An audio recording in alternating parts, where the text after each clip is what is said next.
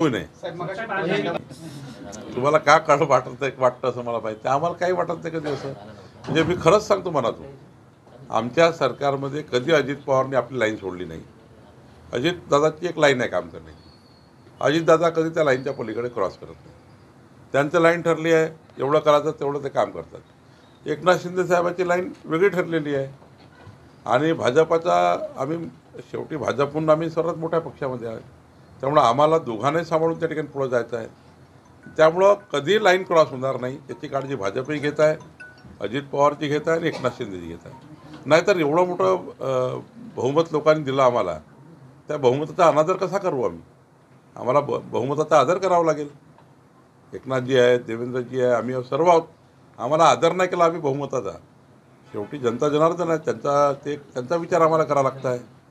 14 कोटी जनतेने बहुमत दिलं आम्हाला. त्यामुळं हे विचार सोडून द्या की अजितदादा काही वेगळे आहे, एकनाथजी काही वेगळे आहे, फडणवीस साहेब काही वेगळे आहे. इथे केसरकर साहेब बसला आहे. मी तुम्हाला जबाबदारी सांगतो की मी असं काही प्रेसमध्ये बोलायचं आहे, काहीतरी टोलाटोली करायची म्हणून बोलत नाही. काही भांडणं नाही आहे, कुठेही वाद नाही आहे. सर्व आपापला मर्यादा पाळून आहेत आणि मर्यादेत सर्व काम करतात. साहेब, राक्षसी भाऊ आहे अशी टीका विजय वडेट्टीवार यांनी आनंदाचा शिदा ही जी योजना आहे त्या योजनेवरून केली. आगामी वडेट्टीवारला पुढचे 15 वर्ष महाराष्ट्रात काही सत्ता दिसत नाही, त्यामुळं असे ते बोलत राहतात. साहेब, दोन्ही ठाकरे बंधू आगामी काळात एकत्र येण्याची दाट शक्यता आहे. स्थानिक स्वराज्य संस्थांच्या निवडणुकांमध्ये परिणाम होईल का? त्यांना आमच्या शुभेच्छा आहे, शुभेच्छाही आहे. आणि चांगलं आहे की महाराष्ट्राची भारताची संस्कृती आहे की परिवाराने एकत्र येऊन काम केलं पाहिजे. फक्त आता राजकारणाकरताच एकत्र येत आहे की प्रत्येक बाबींनी एकत्र आले पाहिजे. परिवार म्हणून जेव्हा एकत्र येतो भाऊ तेव्हा आपल्या जी संस्कृती आहे त्याप्रमाणे सर्वच विषयात एकत्र आलेलं कधी चांगलं आहे. काही फरक पडत नाही. शेवटी जनतेला माहिती आहे, केंद्रातलं मोदीचं सरकार, महाराष्ट्राचं देवेंद्रजी, एकनाथजी आणि अजित पवारांचं सरकार, हे दोन सरकारं डबल इंजिन सरकारच मुंबईचा विकास करू शकतं. मुंबईकरांच्या प्रत्येकाच्या मनात आहे की आता राजकारणाच्या बाहेर निघून, टीकाटिप्पणीच्या बाहेर निघून, सकाळी 9 वाजताच्या भोंग्याच्या बाहेर निघून आपल्या सर्वांना एकत्र महाराष्ट्र मजबूत करण्याकरता काम करायचं आहे.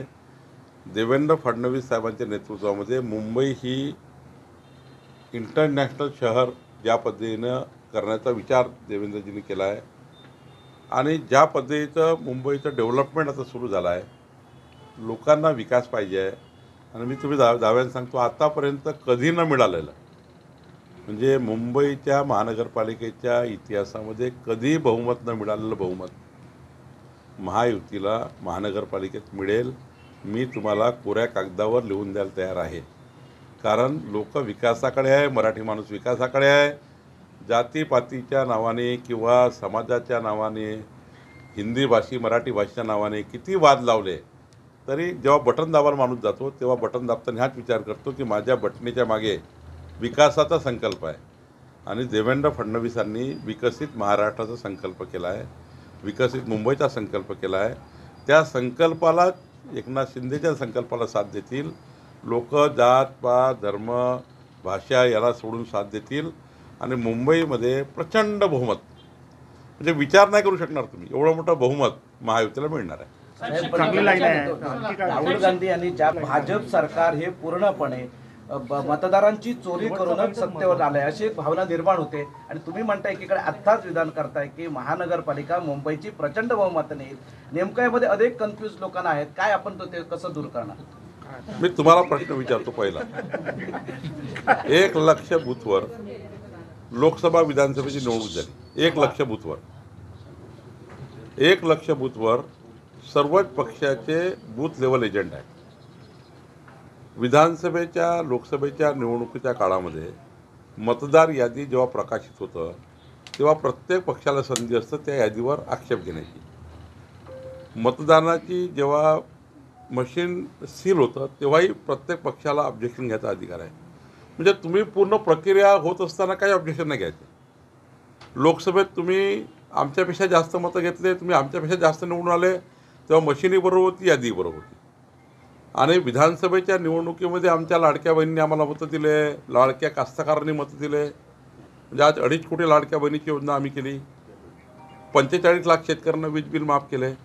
आमच्या एकनाथ शिंदे सरकारने, तेव्हाच्या देवेंद्र फडणवीस सरकारने अत्यंत महत्त्वाचे 5 निर्णय असे घेतले, जे निर्णय, ज्याचा निर्णयाचा संबंध 5 कोटी लोकांशी आहे, पारिवारिक आहे. 5 कोटी परिवाराला डायरेक्ट संबंध होता. 45 लाख शेतकरी म्हणजे 4 मतं.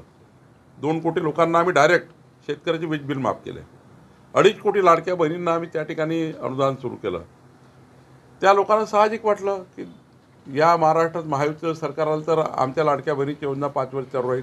आणि महत्त्वाचं काय, आम्ही ज्या पद्धतीने शिंदेसाहेबांनी, देवेंद्रजींनी योजना सुरू केली, काँग्रेसने खुला विरोध केला की आम्ही आलो तर लाडकी बहिणी योजना बंद करू.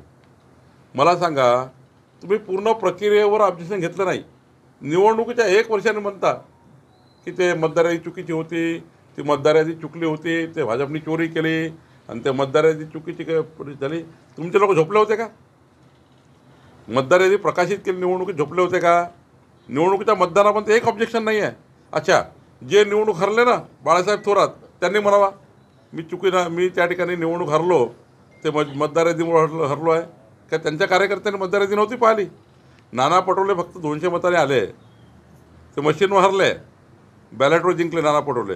त्यांच्या कार्यकर्त्याला विचारा मतदार यादी बरोबर आहे का नाही.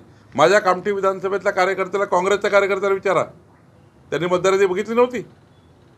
हे खोटारडेपणा आहे. आणि मी तुम्हाला आत्ता सांगतो, मग आजही चॅलेंज आहे आमचं सर्वांचं. आत्ता महानगरपालिका, नगरपालिका, वेंगुर्ला, सावंतवाडीची निवडणूक आहे. काँग्रेसच्या कार्यकर्त्यांनी आताच मतदार यादी चेक करून घ्या. आता उद्या काय करते, सावंतवाडी समजा केसरकरांनी महायुतीने जिंकली तर म्हणतील मतदार यादीच बोगस होती.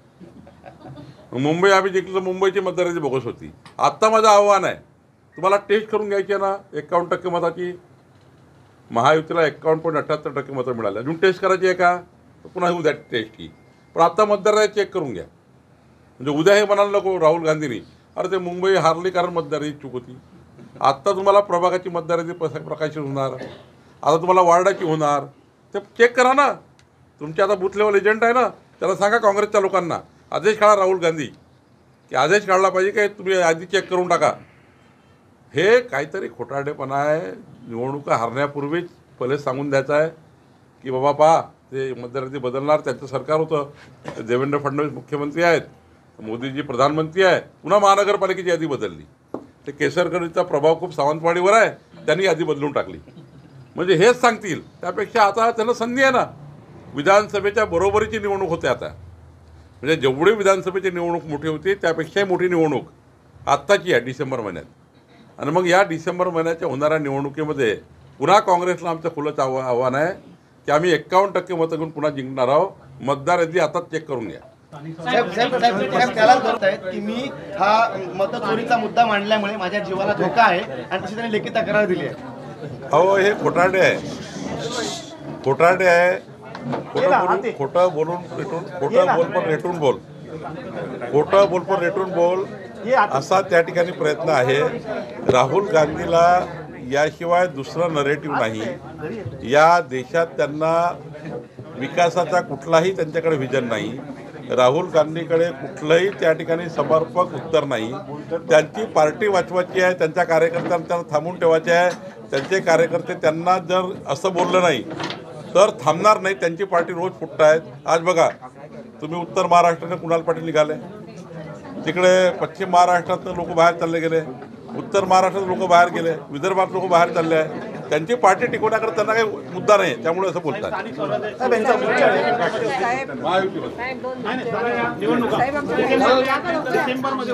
या पद्धतीनं प्रभागांचा वाटत आहे असं वाटतं.